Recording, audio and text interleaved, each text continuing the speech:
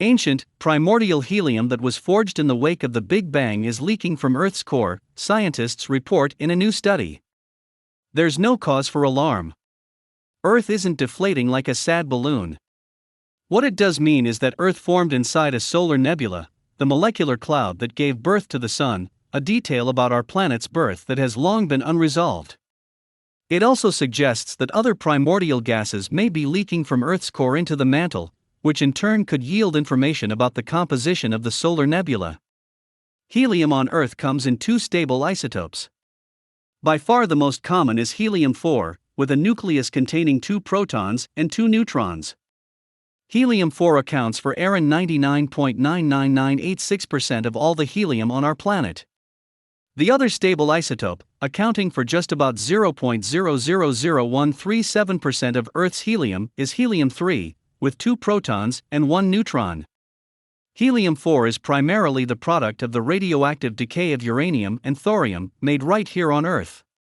By contrast, helium-3 is mostly primordial, formed in the moments after the Big Bang, but it can also be produced by the radioactive decay of tritium. It's the helium-3 isotope that has been detected leaking out of Earth's interior, mostly along the mid-ocean volcanic ridge system, giving us a pretty good indication of the rate at which it escapes the crust. That rate is about 2,000 grams, 4.4 pounds, a year, about enough to fill a balloon the size of your desk, explains geophysicist Peter Olson from the University of New Mexico. It's a wonder of nature, and a clue for the history of the Earth, that there's still a significant amount of this isotope in the interior of the Earth. What is less clear is the provenance, how much of the helium-3 might be emerging from the core versus how much is in the mantle. This would tell us the source of the isotope. When Earth formed, it did so by accumulating material from the dust and gas floating around the newborn Sun. The only way significant amounts of helium-3 could be inside the planetary core is if it were formed in a thriving nebula. That means, not at its outskirts, and not as it dissipated and blew away. Olson and his colleague, geochemist Zachary Sharp of the University of New Mexico, investigated by modeling Earth's inventory of helium as it evolved. First, as it formed, a process during which the protoplanet accumulated and incorporated helium, and then after the Great Impact. This, astronomers think, is when an object the size of Mars smacked into a very young Earth, sending debris flying into Earth's orbit, eventually recombining to form the Moon. During this event, which would have remelted the mantle, much of the helium locked inside the mantle would have been lost.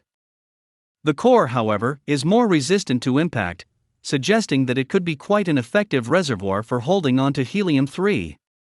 In fact, this is what the researchers found.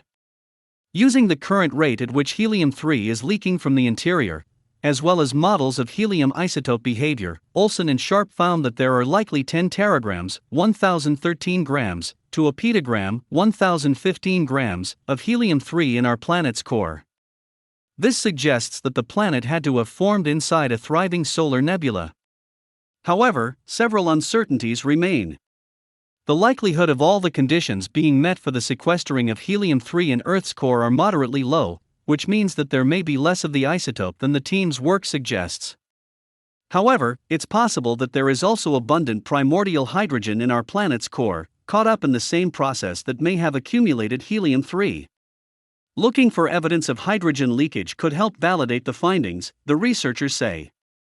Image credits, NASA, ESA.